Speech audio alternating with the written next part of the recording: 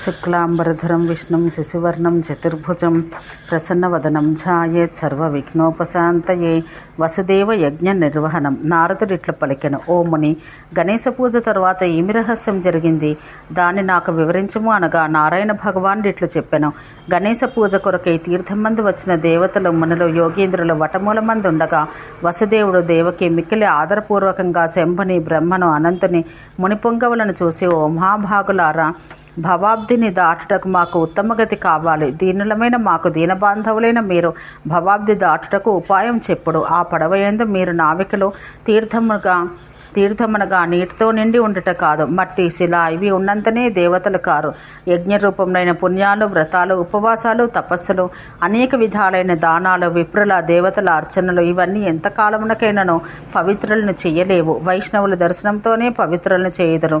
విష్ణు భక్తులు సజ్జనులు పవిత్రులైన వారి పాదపద్మాల ధూళి స్పర్శ తగిలినంతనే వెంటనే పవిత్రులగుదురు. తీర్థములు, సముద్రములు, పర్వతములు కూడా పవిత్రములగును. దేవతలు పాతకములని కర్రలకు అగ్ని వంటి వారి దర్శనంను కోరుకొందరు. అజ్ఞాని దాన్ని తెలుసుకోలేడు. జ్ఞానం కలవాడితో కూడినవి జ్ఞానం లభించను. అది మిక్కలి రుచికరమైన రూపం, పాలు పెరుగు రసం వంటిది. నేను కృష్ణుని తండ్రిని, చాలా కాలం నుండి కృష్ణునితో కలిసి ఉంటుని. అట్లే దేవకి కృష్ణునికి మాత. మీరు జ్ఞానులకు గురువుకు గురువులు అని పలికెను. వసుదేవుని మాట విని నవ్వి, 4 వేదములకు జనకుడు గురువు శంకరుడు స్వయంగా ఇట్లనెను. జ్ఞానులు దగ్గరలోనే ఉండిన సిద్ధి కొరకు అనాదరానికి కారణమగుదురు. ఇతర తీర్థాలు గంగాజలంతో పవిత్రంలగును. వాసుదేవుని యొక్క తండ్రి అతడు వసుదేవుడు. ఈతడు పండితుడే, జ్ఞాని అయిన కశ్యపుని అంశ ఇతడు. వాసుదేవుని తండ్రికి తనకు అదే అంశ. కృష్ణుని తెలుసుకొనకుండా పుత్రుడని బుద్ధి చేత మనను జ్ఞానమడుగుచున్నాడు. ఓహో దేవకీ దుర్గా, మహామాయ జ్ఞానుల్ని మోహింపచేయనిది. విష్ణుమాయను ఆరాధించట కష్టం, జగత్తులకు కూడా సాధ్యం కానిది.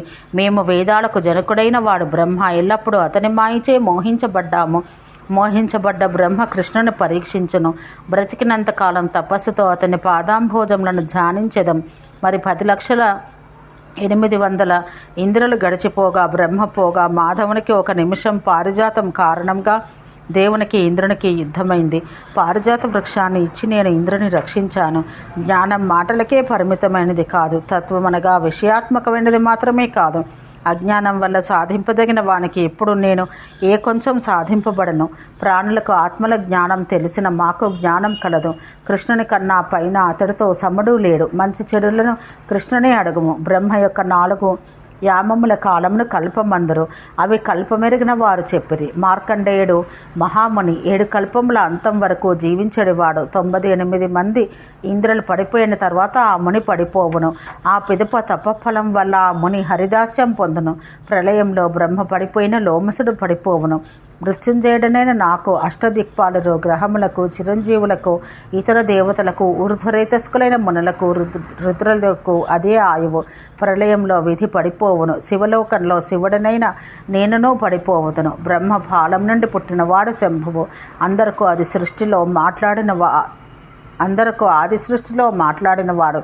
కృష్ణుని ఎడమ భాగం నుండి రాధ పుట్టింది. అట్లే దుర్గా, లక్ష్మి, సావిత్రి, సరస్వతి పుట్టిరి. అదితి పుత్రుడైన ఆదిత్యుడు శరీర సమూహాలతో 12 విధాలు. అట్లే మహేంద్రుడు కాయ వ్యూహములతో 14 రకాలు. అట్లే వసువులు 8 మంది, రుద్రులు 11 మంది. మనవులు పడిపోయిన చంద్రుడు పడిపోయి కనిపించకుండా పోవును. అందరికీ ప్రళయకాలమందు చావు రాగలదు. ప్రళయంలో నీరు పోయి బ్రహ్మాండం కప్పబడి కనిపించును. బ్రహ్మకు తన లోకం, తనను శక్తులతో కూడా నాకు చూపను. అందరికీ మూలరూపుడు సర్వేశుడు కృష్ణుడే. యజ్ఞానికి ఈశుడు, యజ్ఞానికి కారణమైన పుత్రుని రాజసూయమందు సేవించము. శాస్త్ర ప్రకారం దక్షిణనిచ్చి భవసాగరం దాటము. ఓ యాదవ, నిర్వాణముక్తి నీకు లేదు. విషయాసక్తుడవు నీవు, కశ్యపుడవు, నీకు దాస్యం లేదు. అదితి, దేవకి వారును అట్లే.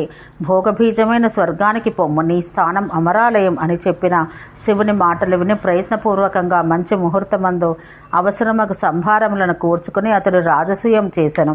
వసుదేవుని హవ్యమును దక్షిణ కూడా దేవతల సాక్షాత్తుగా స్వీకరించరు. అక్కడ యజ్ఞంలో యజ్ఞేశుడు ప్రత్యక్షంగా ఉండను. వాసుదేవుని ఆజ్ఞతో పూర్ణాహుతి ఇచ్చిన వసుదేవునితో యజ్ఞేశుడు పలికెను. వాసుదేవుని ఆజ్ఞతో భగవాన్ సనత్కుమారుడున్నాడు. సనత్కుమారుడు ఇట్లు పలికెను, ఓ తండ్రి, త్వరగా లక్ష్మీపతికి సర్వస్వము దక్షిణగా ఇమ్ము. ఈ కర్మను సార్థకం చేయము. వేదోక్తమైన మాటను వినము. బ్రాహ్మణునికి దక్షిణ ఇవ్వక ఉన్నంత కాలం ముహూర్త కాలం ఇవ్వకపోయినా ఆ దక్షిణ రెట్టింపగను. ఒకరోజు గడిచిన అది 4 3 రాత్రులు గడిచిన 6 15 రోజులు గడవగా 100 రెట్లు అధికమగను. సంవత్సరానికి 1,00,000 రెట్లగునని బ్రహ్మ చెప్పెను. దక్షిణను ఇవ్వక కర్మ చేసిన వాడు పురోహితుడు ఇద్దరు నరకానికి వెళుతారని పలకగా వసుదేవుడు ఆ మాట విని తన సర్వస్వం వదలను. వాసుదేవుని ఆజ్ఞతో ఆనందంగా 10 కోట్ల అమూల్య రత్నాలు వదిలి అందరికంటే ముందుగా స్వయంగా గర్గునికి లక్ష్మీపతి తండ్రికి ఇచ్చెను. శ్రేష్ఠ మణులను 100 కోట్లను, దానికి 4 బంగారాన్ని, అట్లే మాణిక్యాలు, ముత్యాలు, వజ్రములను, వెండి పగడం, మంచి బంగారు పాత్రలను, ఇంకను తన సర్వస్వము ఇచ్చెను. తన స్త్రీల, తన భార్యల అమూల్య రత్నభూషణాలను, 1,00,000 తెల్లని చామరాలను, 1,00,000 రత్నాల అద్దములను, కామధేను సమూహం అంతటిని, 100 కోట్ల ఏనుగులను, దానికి 4 గుర్రాలను, యాదవుల ధనాన్ని, వారి అనుమతితో రాజు ధనాన్ని, ధాన్యం గల పండిన చెట్లు గల 100 లక్షల గ్రామాలను, 1,00,000 ధాన్య పర్వతాలను, అట్లే శాల్యన్నముల 1,00,000ను, అమృతతుల్యమైన పాయసం, పిండి వంటలు, మధురమైన అన్నము, స్వస్తికాకారం గల అందమైన నువ్వుల లడ్లను ఇచ్చెను. పెరుగు, తేనె, పాలు, బెల్లం, హవిస్సు వీటి కాలువలు 100ల కొలది ఇచ్చి అతడు పరిహారం చేసెను. కర్పూరంతో కూడిన తాంబూలం, చాలా చల్లని వాసన గల నీరు, మంచి వాసన గల చందనం, పారిజాత పూల మాలలను, రమ్యమైన ఆసనములను, వహనితో శుద్ధమైన వస్త్రాలను, రత్నాలతో నిర్మించిన పడకలను, పూలు, పండ్లు అన్నింటినీ, వికసించిన ముఖము, చూపులు గల బ్రాహ్మణులకు ఇచ్చెను. శుభమైన ఆ బ్రాహ్మణుల ముఖముల ద్వారా దేవతలను భుజింపచేసెను. ఆ రాత్రి దేవతలు, మునులు తమ తమ స్త్రీలతో రమించిరి. శ్రీకృష్ణుని అనుమతితో తెల్లవారగానే అందరూ వెళ్ళిపోయిరి. రుక్మిణీ దర్శనంతో కృష్ణుడు పాలించు అమూల్య రత్నాలతో నిండిన ద్వారకకు యాదవులందరూ వెళ్ళిపోయిరి. ఓం శాంతి శాంతి శాంతి.